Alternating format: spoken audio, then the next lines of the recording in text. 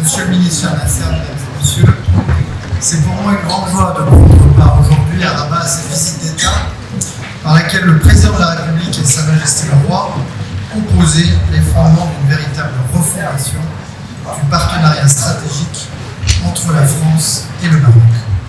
C'est l'ambition de la déclaration conjointe qu'ont signée les deux chefs d'État hier soir, celle de construire et décliner dans tous les domaines un partenariat d'exception renforcé avec trois grands objectifs qu'ils ont rappelés. 1. La convergence politique face aux grands défis de notre temps. 2. L'approfondissement du partenariat économique, notamment dans les secteurs stratégiques. 3. Le renforcement de nos coopérations en matière de liens humains, de capital humain et de culture. La relation entre nos deux pays est d'abord ancrée dans une mémoire partagée, un héritage commun qui nous oblige. Et en cette année 2024, qui marque le 80e anniversaire du débarquement de Provence, je ne peux penser sans émotion aux 73 000 soldats marocains, Goumier, Tabor, Spahis, engagés pour délivrer la France du joug de l'occupation nazie. Je n'oublie pas non plus que Sa Majesté Mohamed V figure à ce titre parmi les compagnons de l'ordre de la libération. Les Marocains savent quelle est la gratitude de la France à leur égard. Le président de la République l'a rappelé ce matin. La relation entre nos deux pays est également ancrée dans les liens humains. 700 000 Marocains vivent en France, près de 80 000 Français au Maroc. Et au-delà des résidents, tant de Français et de Marocains entretiennent avec l'autre rive des relations intimes où se mêlent les liens familiaux et amicaux, les souvenirs d'études et de voyages, les séjours réguliers, les lectures et les arts. C'est un destin et un imaginaire commun. Le Maroc est un arbre dont les racines sont en Afrique, mais qui respire par ses feuilles en Europe, disait Sa Majesté à Saint-Denis. La relation entre nos deux pays est enfin ancrée dans les liens économiques. La France est le premier investisseur au Maroc, où plus de 1000 filiales de ces entreprises contribuent à près de 150 000 emplois. Le Maroc est le premier investisseur africain en France quant à lui. Ce partenariat si riche, il nous revient désormais de le tourner vers l'avenir. Nous avons signé hier 22 accords bilatéraux en présence du président de la République et de Sa Majesté le Roi. Nous en avons signé une vingtaine d'autres tout à l'heure lors de la rencontre entrepreneuriale Maroc-France. Ces accords couvrent des domaines très variés. Permettez-moi de m'attarder un moment sur plusieurs champs qui me semblent essentiels. 1. L'intégration de nos chaînes de valeur et de nos écosystèmes industriels.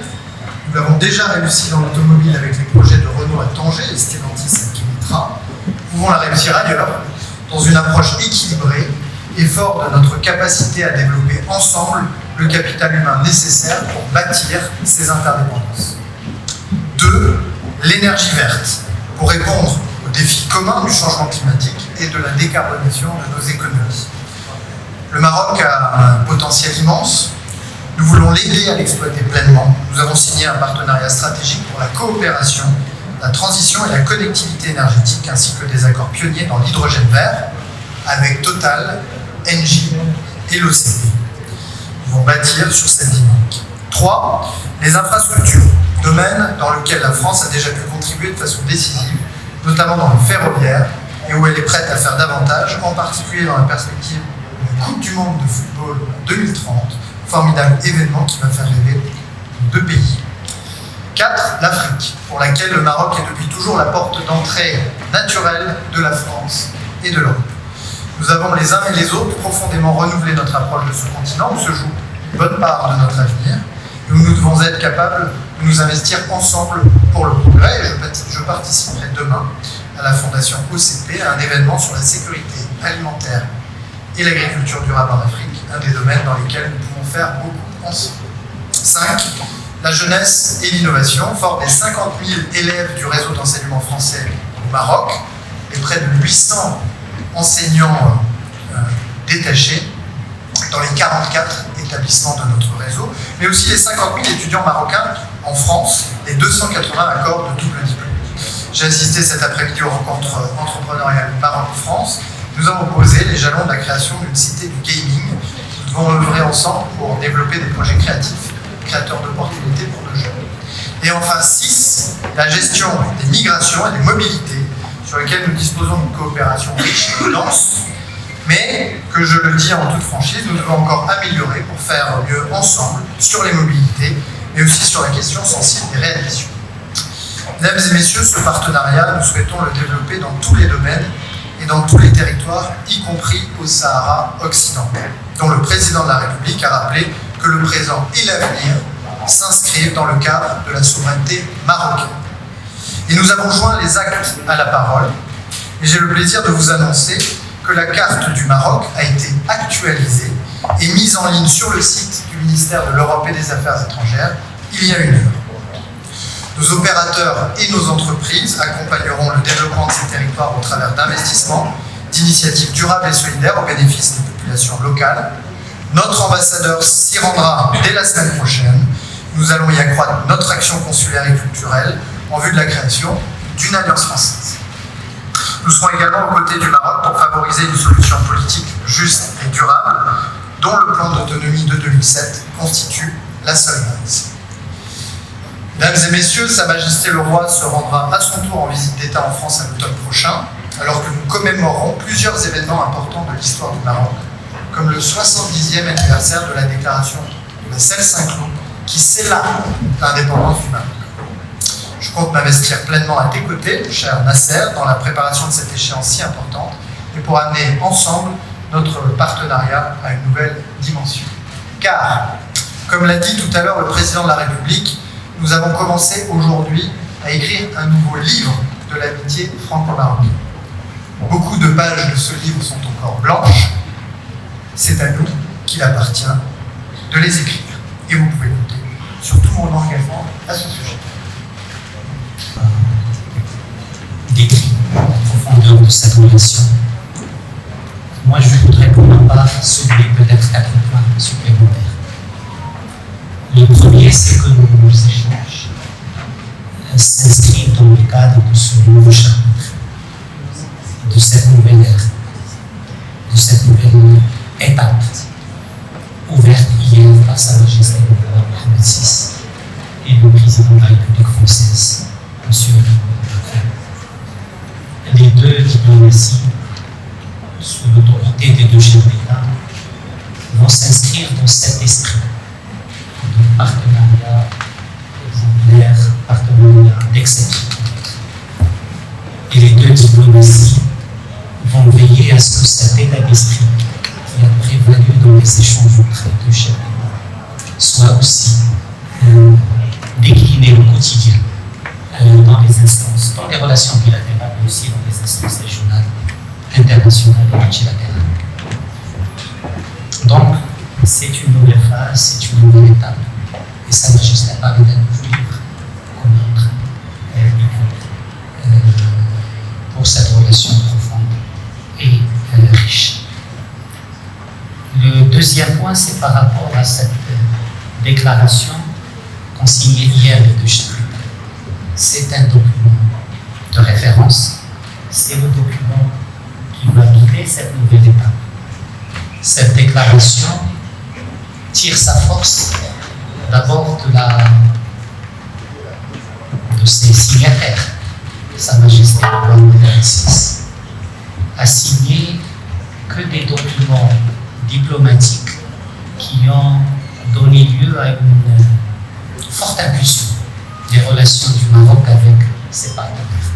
Peu de documents diplomatiques ont été signés par Sa Majesté. Et les documents qui ont été signés ont donné lieu à une impulsion forte, comme je l'ai dit, dans les relations et dans les partenariats.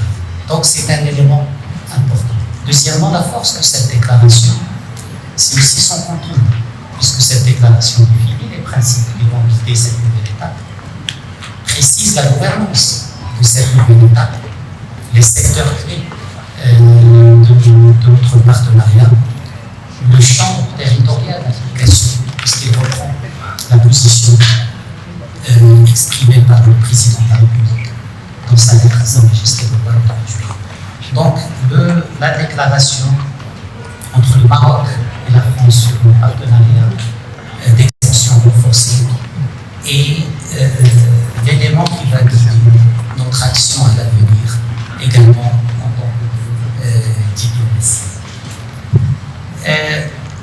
Troisièmement, et c'est mentionné d'ailleurs dans la déclaration, les deux diplomaties ont des champs de développement parfois communs, qui sont l'Afrique, qui sont la Méditerranée, qui sont le Moyen-Orient, qui sont des instances multilatérales. Chacun de nous a son histoire, chacun de nous a ses leviers, chacun de nous a sa culture diplomatique. Mais souvent, nous avons les mêmes objectifs. Et souvent, qui sont des objectifs de stabilité, qui sont des objectifs de développement.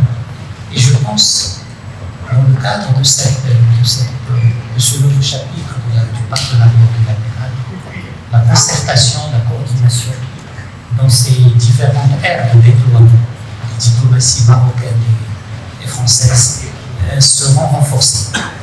Nous vivons dans un contexte très difficile, toutes ces régions, mais aussi plein d'opportunités. Et le Maroc et la France renforceront les mécanismes de concertation et renforceront les mécanismes de coordination. Mon dernier point, c'est sur la question du Sahara marocain. Et je pense qu'Sa Majesté le Roi est venu à exprimer ses remerciements et sa gratitude au président lors du discours devant le Parlement au mois d'octobre. Et les discussions poursuivies entre Sa Majesté le Roi et le président ont permis aujourd'hui d'opérationnaliser des éléments contenus dans la lettre du 30 juillet. Aujourd'hui, il y a eu la carte qui a évolué et qui reflète cette nouvelle position et qui est inscrite qui est insérée dans le site officiel du Quai d'Orsay, c'est un élément important. L'élargissement de la circonscription consulaire pour couvrir le Sahara est un autre élément. Et ce qu'a dit le président ce matin, ce que tu as dit, par rapport à l'action économique, commerciale française au Sahara, sont des éléments qui montrent que l'évolution de la position française n'est pas seulement une formule diplomatique, mais qu'il est décliné en acte opérationnel très important et très apprécié, qui s'inscrivent, comme je l'ai dit, dans ce dialogue permanent sur cette question entre Sa Majesté le Roi et le Président, mais qui s'inscrit aussi dans un cadre plus large, qui est cette dynamique positive que connaît le dossier du Sahara marocain depuis un certain nombre d'années, sous l'impulsion de Sa Majesté le Roi, et qui va se poursuivre.